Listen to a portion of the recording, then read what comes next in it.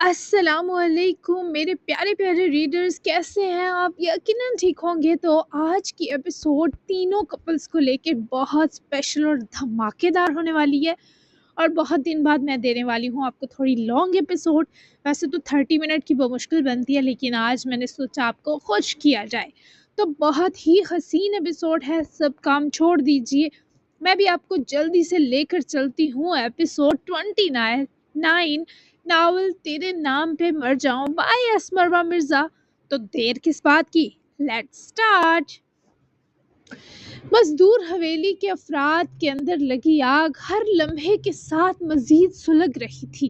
برہان کی واپسی پر اسے جو سننے کو ملا وہ دماغی نسیں صدمے سے سکیڑنے جیسا تھا۔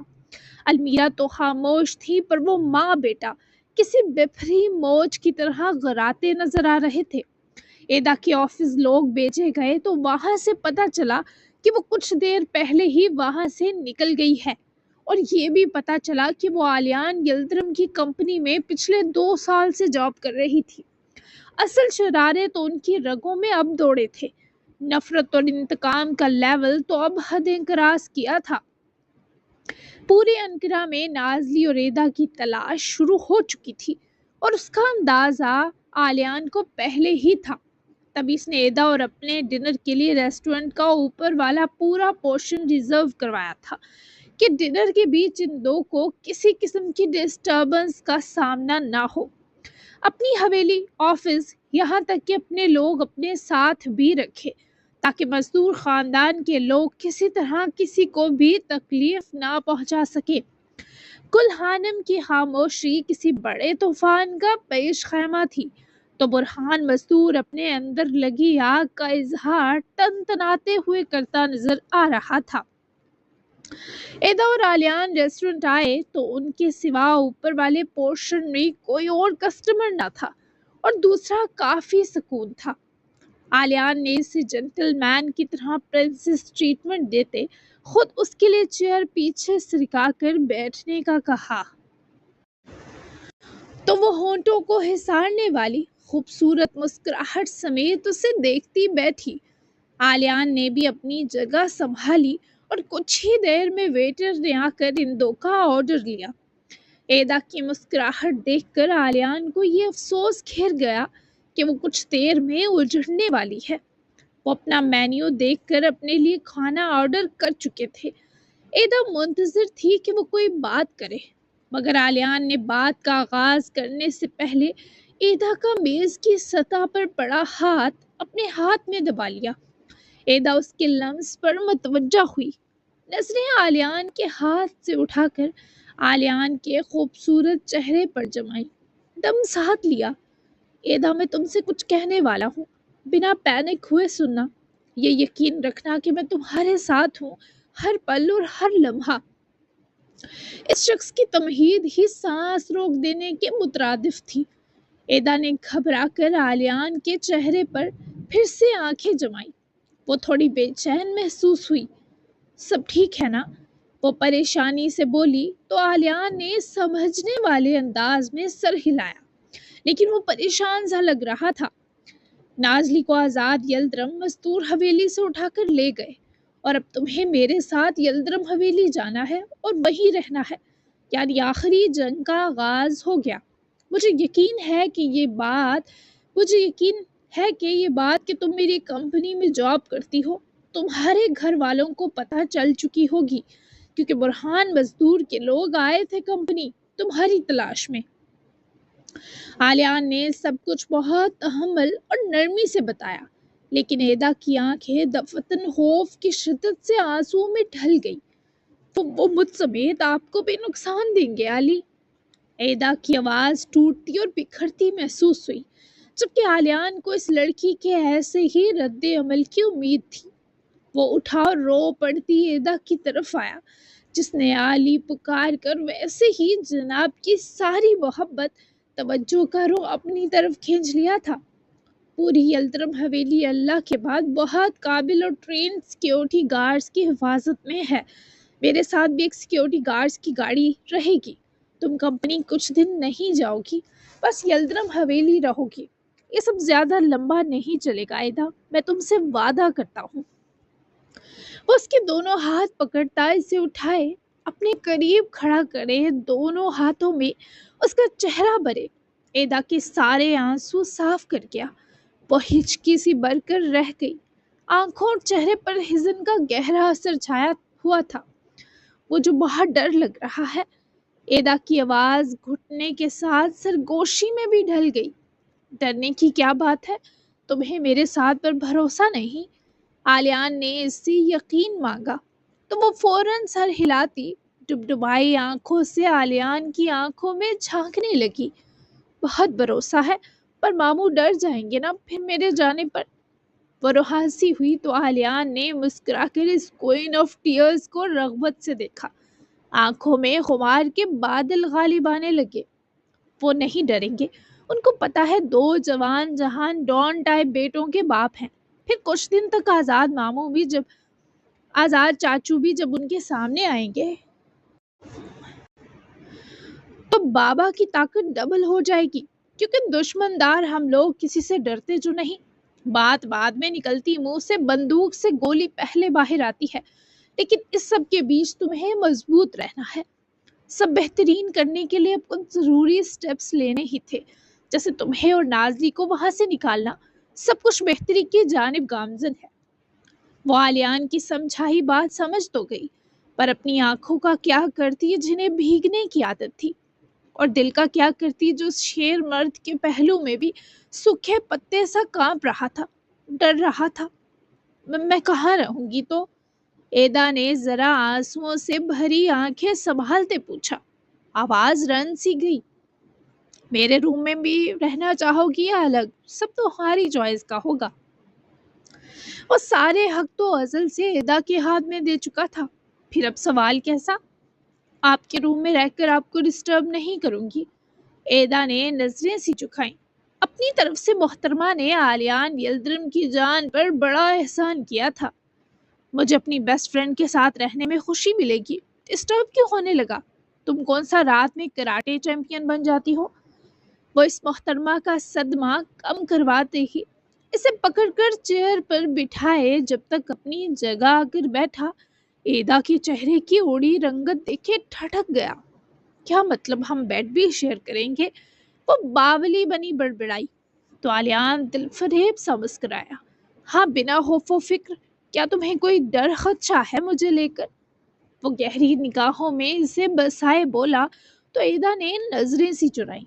ہرگز نہیں، پر آپ کی بیوی تو نہیں ہونا؟ بیوی بیڈ شیئر کرتی ہے، بیسٹ فرینڈ تو نہیں۔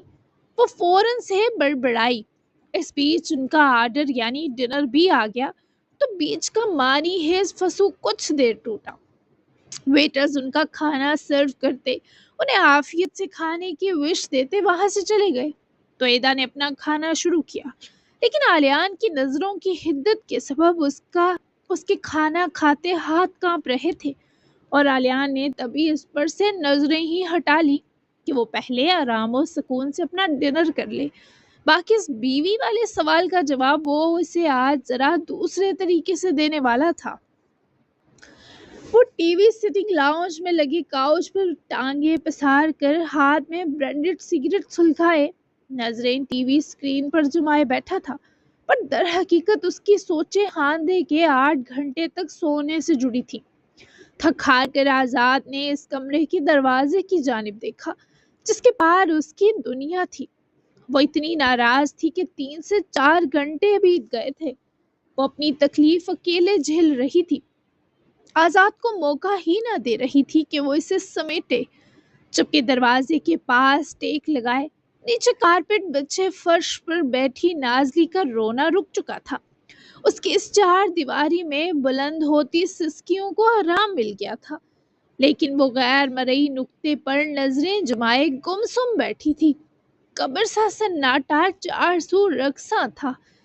میں نے اسے اتنے سال مس کیا اور اب کب سے اسے اگنور کر رہی ہوں۔ تمہارا بھی کوئی حال نہیں نازلی؟ ذرا خواص یکجا ہونے میں دیر لگی، پر وہ فوراً اٹھی اور اپنے بکھرے بے ترتیب بالوں پر ہاتھ پھیرے، گالیں رگڑی اور جوتے پہنے وہ دروازہ کھول کر باہر جھانکی تو آزاد کو اسموکنگ کرتا دیکھے وہ تیزی سے اس کی طرف گئی اور جھک کر اس کے ہاتھ سے سگریٹ جھپٹ کر سامنے میز پر رکھی ایش ٹرے میں دباتے بجھا دیا۔ آزاد ٹیک چھوڑے بیٹھا اور بے تاب سی نظریں نازلی پر ڈالی جو اس کے پہلو میں ہی بیٹھی لیکن منہ سامنے تھا۔ وہ آزاد کو نہیں دیکھ رہی تھی، غصہ بھی تھی اور بہت زیادہ سٹریس میں بھی۔ زندگی کے وہ خوبصورت سال جو ان دو کو ساتھ گزارنے تھے، ان کے ضائع چلے جانے کا سٹریس ہلکا ہوتا یہ بھی ہرگز ممکن نہ تھا۔ یہ بات آزاد بھی سمجھتا تھا، تبھی تو کب سے اسے اکیلے سوچ بچار کی مہلت دے رکھی تھی۔ چپ مت رہو، چپ رہنے کے لیے تمہیں بہت گھنٹے دے چکا ہوں۔ مانتا ہوں سب بھلانا مشکل ہے، لیکن تم تو آج میں جینے والی لڑکی تھی نازلی، تمہارا آج میں ہوں۔ جب سب یاد آیا تھا میری بھی تم جیسی کیفیت تھی۔ ہم دونوں ایک دوسرے سے دور رہے یہ مقدر کا فیصلہ تھا، ہمارا ذاتی نہیں۔ اپنی بازو آہستہ آہستہ نازلی کے طرف حائل کرتے وہ اس روٹھی بیوی کو منانے کے جتن کرتا ذرا اپنے سینے کی طرف کھسکا لایا تو وہ اپنی آنکھیں مجبوراً آزاد کی آنکھوں میں گاڑ گئی۔ آزاد نے ہاتھ بڑھا کر اس کے چہرے کے سامنے آتے بالوں کو نرمی سے سہلاتے ہٹا کر اس کے کان کے پیچھے دھکیلا۔ اس بیچ وہ بس آزاد کو تعصب سے دیکھتی رہی۔ میں بوڑھی ہو گئی نا، اس کا نقصان کون بھرے گا؟ نازلی کی آنکھوں میں پھر آنسو بھر آئے۔ ہیں بوڑھی؟ کہاں سے بوڑھی ہو؟ جب تمہیں اپنے پیار میں ڈالا تھا تب تو تم اتنی سی تھی، انگوٹھے اور انگلی کو ملا کر موازنہ کیا، بچی لگتی تھی۔ اصل نازلی تو تم اب بنی، بوڑھے ہو ہمارے دشمن۔ میں سوچ رہا تھا اپنی لک سے تمہیں مل کر جلاؤں گا کہ دیکھو اب تک کتنا ڈیشنگ اور حسین ہوں، پر تمہیں دیکھنے کے بعد اصل خوبصورتی کا احساس ہوا۔ میرے لیے تو تم بالکل نہیں بدلی، ویسی ہی ہو، بس اب ذرا مچور خاتون لگتی ہو۔ میرا یقین کرو یہ والی مچور نازلی اس معصوم سی گڑیا سے دگنی بم ہے۔ وہ اس کے چہرے پر بیٹھے ہر درد کا علاج کرنا چاہتا تھا۔ وہ بلے زخمی سہی پر بم والے لقب پر مسکرا کر سر اس کے کاندھے سے ٹکا کر ساتھ جا لگی۔ انداز بے حد ٹوٹا ہوا تھا۔ آزاد اس کے اندر کی توڑ پھوڑ سے واقف تھا، تبھی خاموشی سے اسے اپنے حصار میں لیا۔ اتنا ہی غنیمت تھا کہ وہ اس کے پاس آ کر پرسکون ہوئے بیٹھی تھی۔ میں نے تمہیں تمہاری حویلی سے ہمیشہ کے لیے نکال لیا ہے، یہاں رہو گی تم۔ اب یہ خاندانی دشمنی سرے سے ختم ہوگی، لیکن تب تک محتاط رہنا ہوگا۔ ایدا کو بھی آلیان ساتھ رکھے گا۔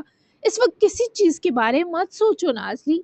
آزاد نے اس کی دماغی سٹریس کو رفع کرنے کی خاطر بات شروع کی تو وہ وہیں سے لگے ہی چہرہ اٹھا کر آزاد کو دیکھنے لگی، پھر ہاتھ بڑھا کر اس کی داڑھی سہلائے مسکرائی، اور یہ اداس مسکراہٹ نہیں تھی۔ تم واقعی بہت پیارے ہو اپی، اوپر سے اتنے بگ مین۔ وہ اداسی تھی پر اس کی تعریف دھماکہ خیز و جان لیوا تھی۔ تم مل گئی، اب گئی جوانی بھی لوٹ آئے گی۔ وہ مان بخشتا اس کا ماتھا چومتے نازلی میں جانے کون کون سے مرے ارمان واپس جگا گیا۔ ذرا دور ہوا تو وہ ہنوز اسے چاہت سے دیکھ رہی تھی۔ تمہیں بھوک لگی ہے کیا؟ آزاد نے اسے خود کی طرف یوں پیار سے تکتا پائے پوچھا تو نازلی نے فوراً سر ہلایا۔ انّے نے ناشتہ بھی کرنے نہیں دیا تھا، رہی صحیح کسر تم نے پوری کر لی مجھے کڈنیپ کر کے، پھر وہ گندی اسمیل جس سے بے ہوش کیا مجھے۔ بہت زیادہ بھوک لگ رہی ہے، تبھی تو آنسو بھی رک گئے، ورنہ میں نے ابھی اور رونا تھا، تمہیں ان آنسوؤں میں ڈبونا تھا۔ مجھے کھانا دو، باقی کا بعد میں لڑوں گی۔ وہ اپنی ناک رگڑتی اس کے خسار سے نکلتی روٹ کر بیٹھی تو آزاد کا کانپتا سا دل ذرا بحال ہوا۔ وہ اس کی طرف جھکا اور نازلی کے کندھے پر اپنے لب رکھتے اس کی طرف چہرہ اٹھا کر دیکھے سنجیدہ ہوا، جو نظریں اسود و منور آنکھوں سے بڑی جلدی چرا گئی تھی۔ ابھی کھانا لگاتا ہوں اور کوئی حکم ملکہ عالیہ؟ وہ ہنوز اس کے سامنے ہوئے ایک نئے حکم کا منتظر تھا۔ نازلی نے اس کی طرف دیکھتے نفی میں گردن ہلائی، نہ جانے کیوں پر وہ آزاد کے یوں بھرپور توجہ دینے پر کنفیوز سی ہو رہی تھی۔ نوعمر لڑکیوں کی طرح اس کے اندر نشاط و ہلچل نمودار ہو رہے تھے۔ وہ اس کے پاس سے اٹھا اور کچن کی طرف چلا گیا۔ ناصری نے یوں سانس بھری جسے کافی دیر سے روک رکھی ہو۔ وہ آزاد کو کچن میں جا کر غائب ہوتا دیکھے خود بھی اٹھی اور پیچھے ہی لپکی، جہاں وہ مصروف سے انداز میں سارا کھانا مائکرو ویو کرنے میں لگا تھا۔ نازلی وہیں دروازے میں کھڑی اسے دیکھ رہی تھی، اور تبھی تو اس کی آنکھوں میں تبسم و خیہک کا ملا جلا اثر انہیں گلابی پیش کرنے لگا۔ آزاد کے نام پر دھڑکتے نازلی کے دل نے اسے طلب کیا تھا۔ وہ اتنا بدل گیا تھا کہ نازلی اس سے گھبرا رہی تھی۔ نکاح کے بعد ان دو کو دوبارہ ملنے کا موقع نہ ملا تھا، تبھی یہ سوچ کر کہ وہ ایک دوسرے کے ہیں، نازلی کے اندر فطری جھجک سی ابھر رہی تھی۔ آزاد نے وہیں کچن ڈائننگ ٹیبل پر ہی کھانے کی پلیٹس لگانے کو پلٹ کر دیکھا تو نازلی پر آنکھیں جا ٹھہری۔ وہ قریب چلی آئی اور آزاد کے ہاتھ سے پلیٹس لی، جبکہ آزاد اس کی فطری سی جھجک فیل کرے مسکراتا ہوا واپس پلٹا۔ نازلی پلیٹس رکھے چیئر گھسیٹے بیٹھ گئی۔ باقی کا کھانا آزاد نے خود لگایا، اور آخر میں ایک گلاس پانی کا لیے وہ خود بھی اس کے ساتھ ہی دوسری چیئر گھسیٹے بیٹھا۔ کہو تو کھلا دوں؟ آزاد نے اس کی اداس اداس صورت تکتے آفر کی۔ نازلی کچھ نہ بولی تو آزاد نے خود ہی سے ہاں سمجھتے نازلی کو چھوٹے چھوٹے بائٹ کھلانے شروع کر دیے۔ وہ بہت زیادہ بھوکی تھی کہ جب تک آزاد نے اسے کھانا کھلایا وہ کھاتی گئی، یہاں تک کہ وہ کھلاتے تھک گیا، پر نازلی نے انکار نہ کیا۔ یہ تو آزاد کو پریشانی ہونے لگی کہ وہ اتنا سب اوور کھا کے پیٹ نہ درد کروا لے۔ اور کھانا ہے؟ آزاد نے ہاتھ روکتے پوچھا، تب وہ جس سے ہوش میں آئی اور آتے ہی اپنے پیٹ پر ہاتھ رکھے کراہی، میرا پیٹ پھٹنے لگا ہے، اتنا سب ٹھسوا دیا مجھے، انسان ہوں کوئی بھینس نہیں۔ نازلی نے برا سا منہ بناتے پیٹ پر ہاتھ رکھتے کراہتے شکوہ کیا، جبکہ آزاد نے اپنی دونوں فنگرز جن سے وہ نازلی کو کھلا رہا تھا منہ میں ڈالتے صاف کیے، پھر ٹشو سے اپنے ہاتھ صاف کرے کرسی پیچھے کرتا اٹھا۔ تم منع کرتی تو میں رک جاتا، مجھے لگا بھوک بہت زیادہ ہے، اٹھو تھوڑا چلو پھرو، اچھا فیل کرو گی، اب اتنا بھی ہینڈسم نہیں کہ تمہارے ہاتھوں کے طوطے ہی اڑ گئے۔ آنکھوں میں حفیظ سا تیکھا پن لیے اس کی کمر میں ہاتھ لپیٹے اسے اٹھانے کے ساتھ کھری کھری سنا بھی گیا۔ اف، اس آدمی کی بے تکلفی اور طاقت ایسی کہ نازلی اس کے لیے واقعی ایک گھڑیا سی تھی۔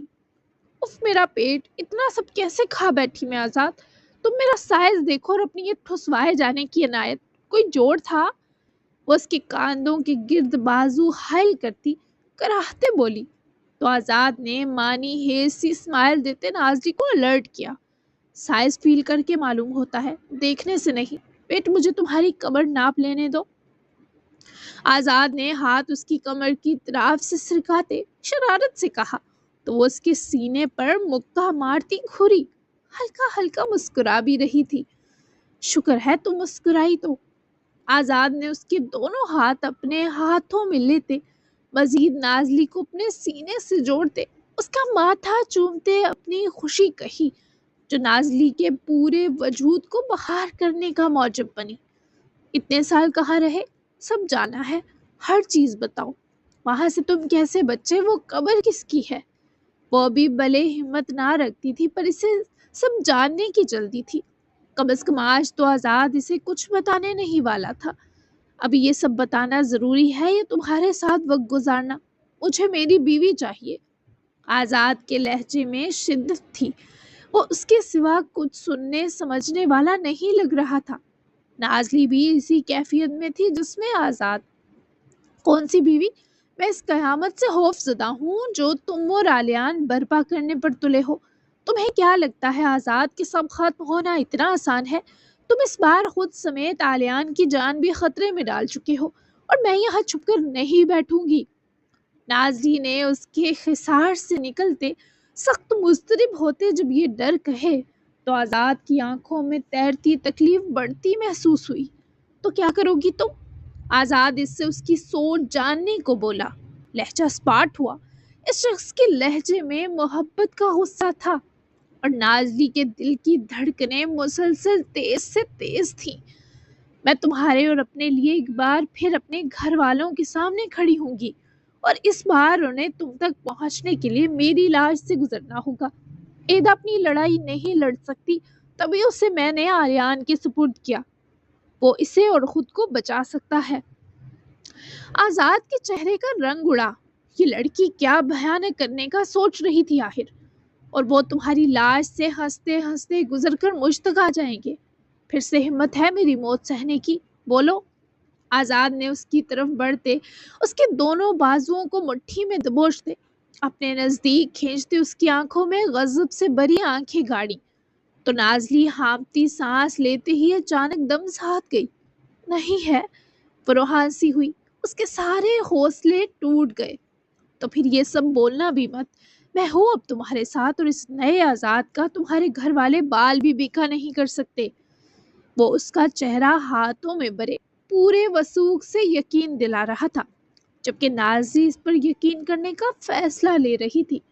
میں بال بیکا سہ بھی نہیں سکتی اب، میں پہلے ہی بہت آزمائی جا چکی ہوں، وہ جب چھوڑا تو تمہاری ٹانگیں میں خود توڑوں گی، اب آ کر میرے ساتھ 2 گھنٹے واک کرو۔ وہ غصہ ترک کیسے کرتی کہ سالوں بعد لاڈ اٹھانے والا واپس ملا تھا۔ آزاد نے اس کی طرف بہکی سی اسمائل دی اور نازلی کو خود سے جوڑے اس کے کان کی طرف جھکا۔ کچھ اور کر لیں 2 گھنٹے، کیلوریز برن کرنے کے اور بھی بہت طریقے ہیں۔ آزاد کی سرگوشی نازلی کو لرزا سا گئی، وہ فوراً گھبراہٹ چھپاتی سے گھوری۔ ابھی تم مجھے ملے ہو، یہ صدمہ حاوی ہے مجھ پر، تمہارے ساتھ کیسا تعلق ہے یہ معاملہ بھی ایک طرف رہنے دو۔ کیا تم نے 24 سال کسی لڑکی کی طرف دیکھا بھی نہیں آزاد؟ وہ اپنی کیفیت سمجھانے کے ساتھ اختتام پر ایک سوال کر بیٹھی جس کے جواب کے لیے وہ پوری بے قرار تھی۔ اس نظر سے نہیں دیکھا جس کی تم مستحق تھی، وہ محبت بری ہر نظر جو شاعروں نے قلم بند کی، وہ روح زمین پر محبوب فرد کے لیے محتس ہے، بس تمہارے لیے ہے۔ میں جیسے تم سے بچھڑا تھا دیکھو اب بھی ویسا ہی ہوں۔ وہ اسے یقین دلا رہا تھا، پر وہ نہ کرتے مسکرائی کیونکہ وہ پہلے جیسا بالکل نہیں تھا۔ نہیں، تم بالکل بدل گئے ہو، موٹے ہو گئے ہو، اتنی ہیوی باڈی تو نہیں تھی تمہاری، پتلوں سے ہوا کرتے تھے۔ وہ اس کی پرکشش کسرتی خوبصورتی کو موٹا کہے آزاد کا دماغ گھما گئی۔ اسے ہی کوڑ مغزی کہتے ہیں۔ تمہارا یہ ہینڈسم 50 سالہ بڈھا جدھر سے گزرتا ہے سب دیکھنا نہیں بھولتے، اتنا چام ہے میرا۔ اور یہ موٹاپا یا فیٹ نہیں، میرا بزنس ہی یہی ہے۔ جب میرے ہی مسلز نہ ہوں گے تو میری مشینری اور پروڈکٹ کیسے بکیں گے؟ It's business. وہ ساری تفصیل دینے کے بعد آخری 2 لفظ مستی سے بولا، آنکھ بھی ونک کی۔ ہاں، موٹاپا بھی بزنس ہوا کرے گا، کس نے سوچا تھا؟ وہ خود بھی شرارت سے کہتی پاس سے بھاگ گئی تو آزاد اس کے پیچھے بھاگا۔ اب جناب اپنی طاقت اور فٹنس کے اتنے راگ الاپ ہی رہے تھے تو نازلی پر فرض تھا کہ وہ امتحان لیتی۔ اگر تم نے مجھے پکڑ لیا بنا ہانپے، تم مجھے پکڑ کر روک پائے تو جو تم کہو گے وہ کروں گی۔ نازلی نے گھر کا ڈور کھولا اور لان کی طرف بھاگ گئی۔ رات ڈھل رہی تھی اور آزاد نے اس کا چیلنج فوری قبول کرتے اس کے پیچھے ہی دوڑ لگائی۔ نازلی نے اسے بھرپور دوڑایا، لیکن لان کے آخری کنارے پہنچے وہ ہر طرف سے پہلے قید ہوئی۔ پھر آزاد نے اسے دبوچتے اپنے نزدیک کھینچا تو وہ ہانپ نہیں رہا تھا، بس ذرا دوڑنے سے محترم کی پیشانی عطرآلود دکھائی دی۔ نازلی الٹا ہانپ گئی کیونکہ شاید زندگی میں پہلی بار ہی دوڑی تھی۔ تبھی تو آزاد کا سانس جب ہموار دیکھا تو جل بھن گئی۔ تم مجھ سے مقابلہ نہیں کر سکتی دوڑنے میں، میرا سٹیمنا بہت زیادہ ہے، روز کی 4 کلومیٹر دوڑ میرے بریک فاسٹ کا حصہ ہے، وہ بڑے فخر سے بتا رہا تھا۔ نازلی کی جیلسی لمحہ لگا رشک میں بدلی۔ امپریس ہو گئی میں، وہ راضی راضی لگ رہی تھی اور اسے راضی دیکھ کر کسی کی مردانہ طلب کی حس جاگ رہی تھی۔ اب جو چاہتا تھا پا لوں نا، وہ فسوخیز لہجے میں یقین دہانی کرنا نہ بولا۔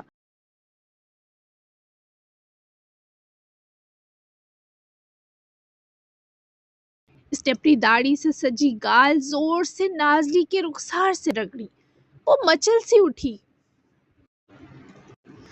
ابھی نہیں، نازلی نے اس کے سینے پر ہاتھ جماتے اسے خود سے دور کیا۔ آزاد نے سامنے ہوتے نازلی کا 7 مختلف تاثرات اور رنگوں سے سجا چہرہ دیکھا۔ اس سے پہلے وہ کچھ مزید کہتے، ہوائی فائرنگ کی آواز پر نازلی ڈر کر آزاد کے سینے میں چھپی۔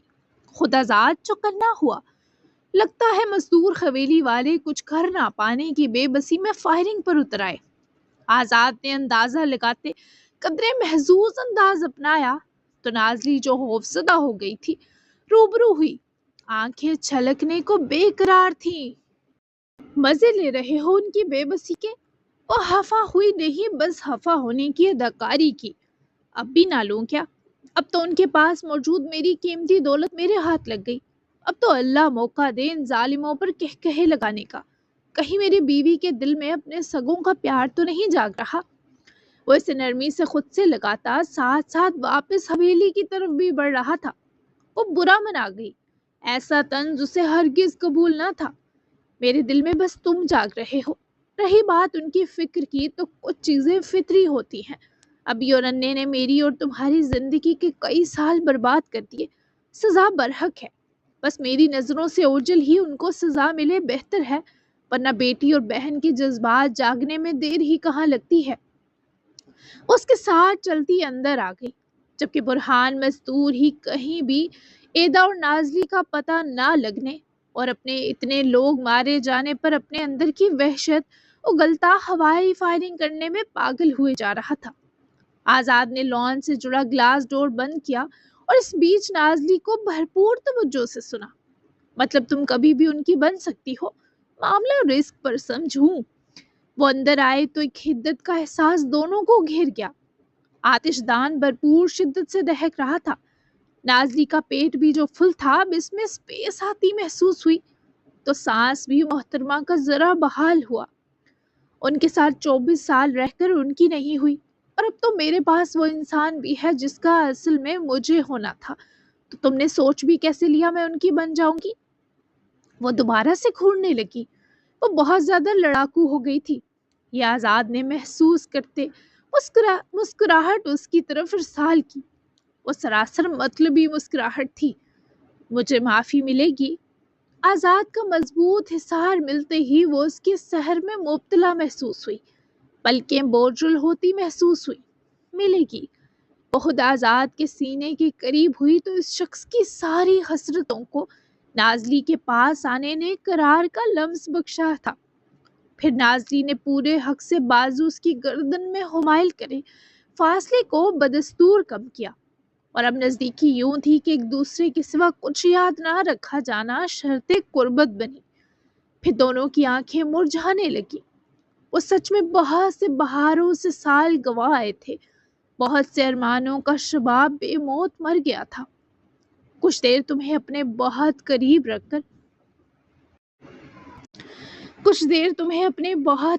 رکھ کر تمہارے نام لگے حق سے جڑے معاملات کا فائدہ اٹھا سکتا ہوں۔ نازلی نے یکدم ہی اچنبے سے ان شاعرانہ موصوف کو دیکھا۔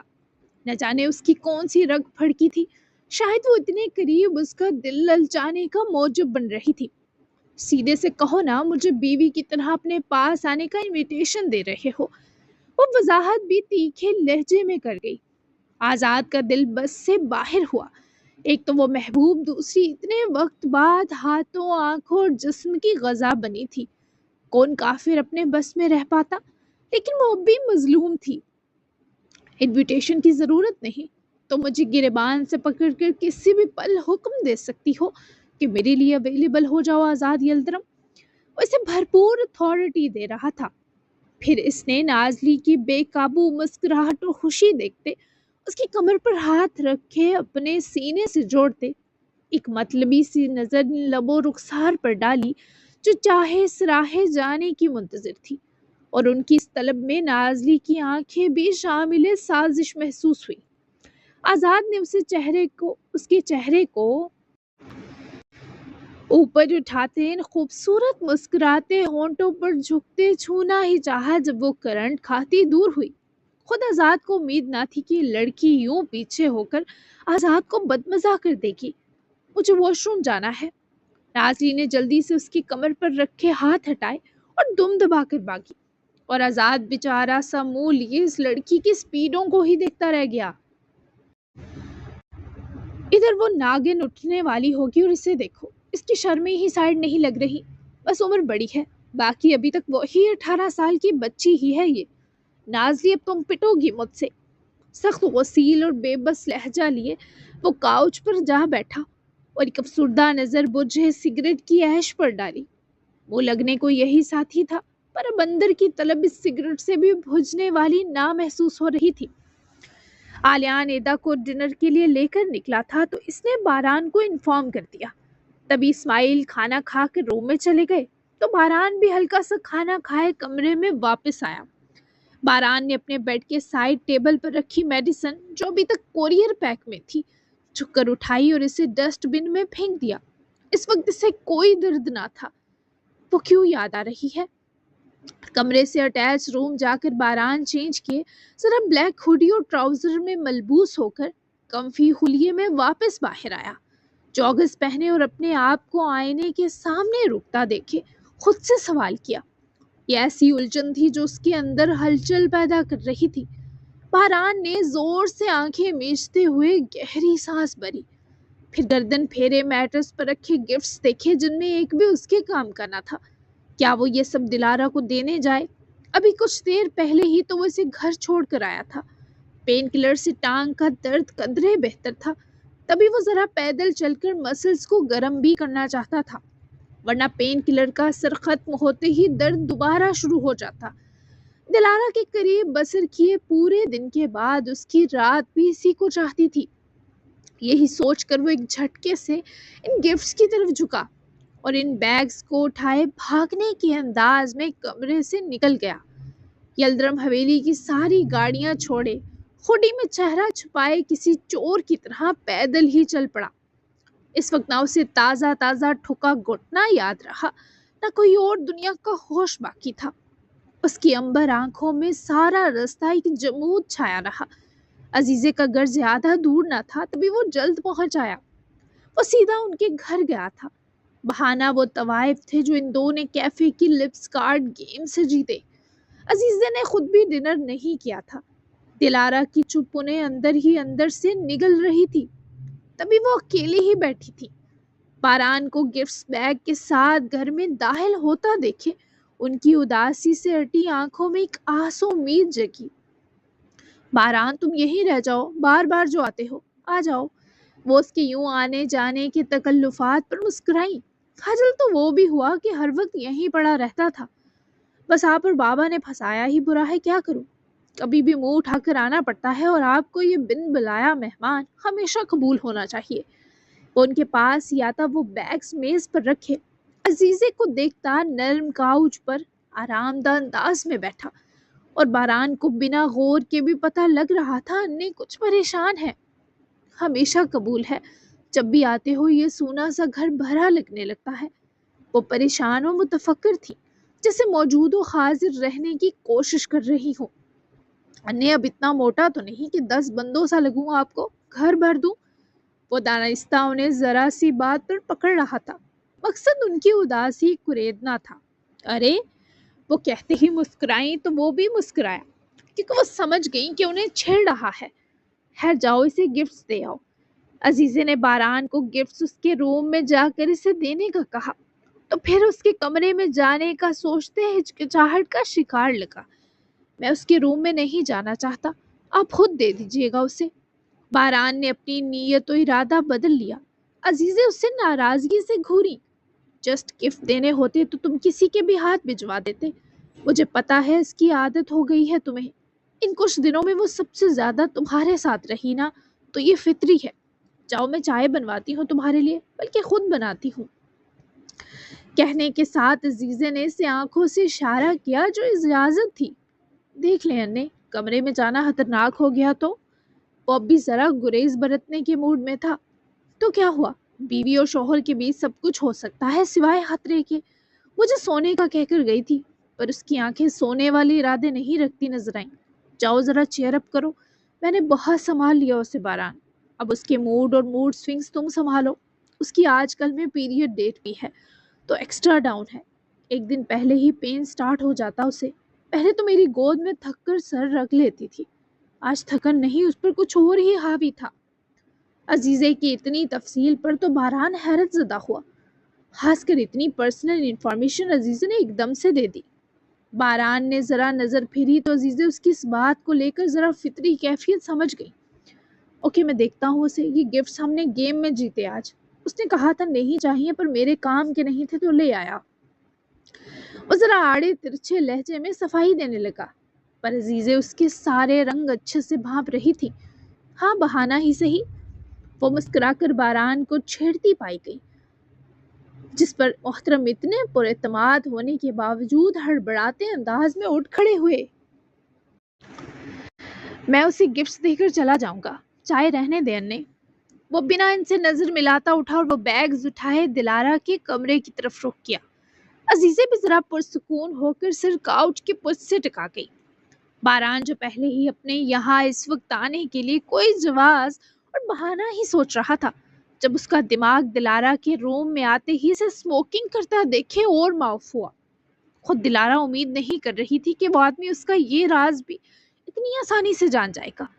وہ اسے دیکھتے ہی بوکھلائی سی کھڑکی سے دور ہٹی اور اس کے دیکھتے ہی دوڑ کر واش روم جا بند ہوئی۔ باران نے وہ گفٹس دائیں طرف پھینکے اور لپکتا ہوا واش روم ڈور تک پہنچا، جس بار وہ سگریٹ کو کسی چھوت کی طرح نیچے فرش پر پھینکے ڈر کر دروازے سے لگ گئی۔ دروازہ کھولو دلارا ورنہ مجھ سے برا کوئی نہیں ہوگا، اوپن دا ڈور۔ وہ جتنی قوت سے چلا سکتا تھا چلایا، جبکہ زور سے اس دروازے کو بھی مکے مارتے پیٹا۔ تو تم جاؤ، نہیں کھولوں گی دروازہ۔ وہ بھی اسی لہجے میں چلائی تو باران کو ایسا لگا اس کے سر کا خون دلارا کو اسموکنگ کرتے ابل گیا ہو۔ دروازہ کھول دو دلارا ورنہ اگر میں اسے توڑ کر اندر آیا تو تم نہیں بچو گی۔ وہ ہنوز پہ در پہ مکے مارتا بول نہیں گرا رہا تھا۔ دلارا کے ہاتھ پیر کانپنے لگے، وہ گہرے سانس بھرتی دروازے میں بیٹھتی گئی۔ آخری بار پوچھ رہا ہوں دلارا، کیا تم دروازہ کھول رہی ہو؟ اس بار باران کی آواز ہراشوں سے لبریز تھی۔ اوکے فائن، اب جو ہوگا اس کی ذمہ دار تم ہو۔ باران کی مدھم ٹوٹتی آواز کے بعد باہر خاموشی ہو گئی۔ دلارا نے بمشکل اٹھ کر دروازے کے لاک کو پورا بند کیا اور پیچھے قدم بڑھاتی جا کر بیسن شیلف سے جڑ گئی۔ وہ ننگے پیر سنگل ڈھیلی سیاہ شرٹ اور سیاہ ہی ٹراؤزر میں تھی۔ اس کا فگر بالکل اس کھلے کمفی نائٹ سوٹ میں چھپا ہوا تھا، بال چٹیاں میں بند کر ڈھیلے بن میں قید تھے۔ باران کو باہر آتا دیکھے عزیزے نے پریشانی سے اس کی طرف دیکھا۔ دلارا کی روم کی ساری کیز دے نے، وہ ہامتے ہوئے بولا تو وہ اٹھ کھڑی ہوئی۔ کیا ہوا ہے؟ وہ اس ڈرا میں ہے، کچھ بتاؤ نا باران۔ عزیزے کا مانو خون سوکھا، پر باران نے انہیں مطمئن رہنے کا اشارہ کیا اور عزیزے کے اشارے پر موجود ڈرا کھولتے کیز تلاشی۔ وہ اسے جلد مل گئی۔ وہ بنا انہیں بتائے وہ چابیاں لیے دوبارہ دلارا کے کمرے کی طرف بڑھا اور سیدھا جا کر واش روم کے ڈور کے لاک کو کھولا۔ عزیزے بھی پیچھے ہی دل تھامے دوڑی۔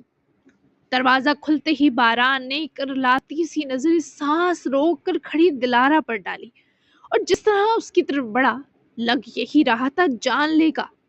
عزیزے بھی دروازے میں رک چکی تھی، ان کی نظر فرش پر گرے بجھے سگریٹ پر گئی تو جیسے سارا معاملہ بھانپ گئی۔ اسموکنگ کی تم نے؟ تمہارا دماغ چل گیا ہے؟ کیا حرکت ہے؟ کب سے کر رہی ہو تم یہ گھٹیا کام؟ جواب دو۔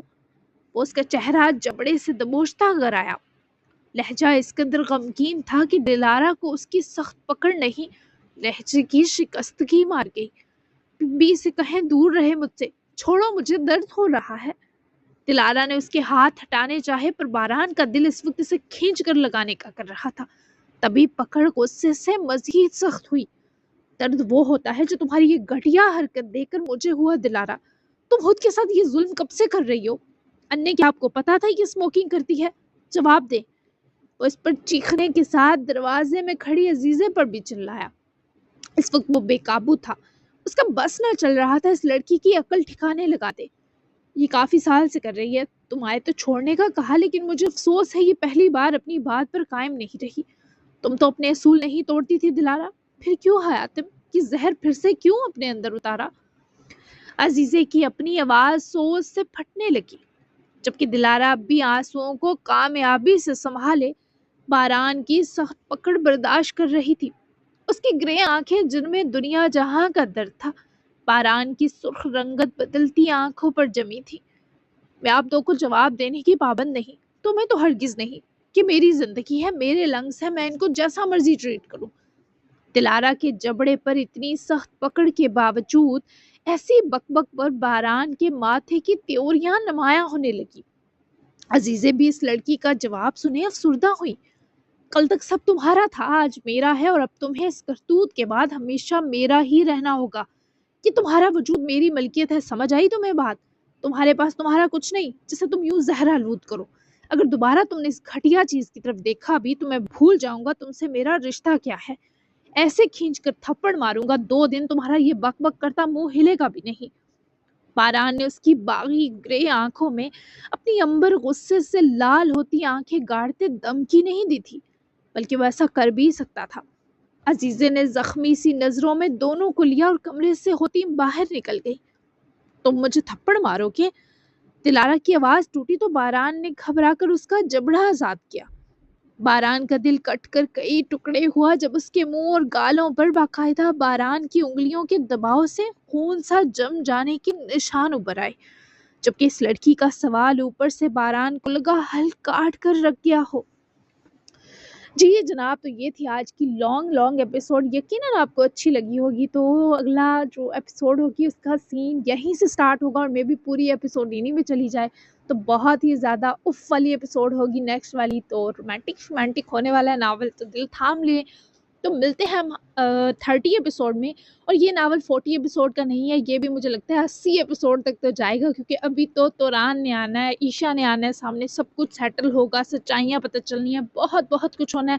باران واپس جائے گا، وہ کیسے واپس آئے گا، اس کی یاداشت کے ساتھ کیا معاملہ ہوتا ہے، سب کچھ ہوگا۔ تو یہ ناول بالکل بھی شارٹ نہیں ہے، تو دل تسلی کر لیں کہ بالکل یہ شارٹ نہیں ہے، یہ سلو چل رہا ہے، اس لیے چل رہا ہے کیونکہ یہ بہت لانگ ہے۔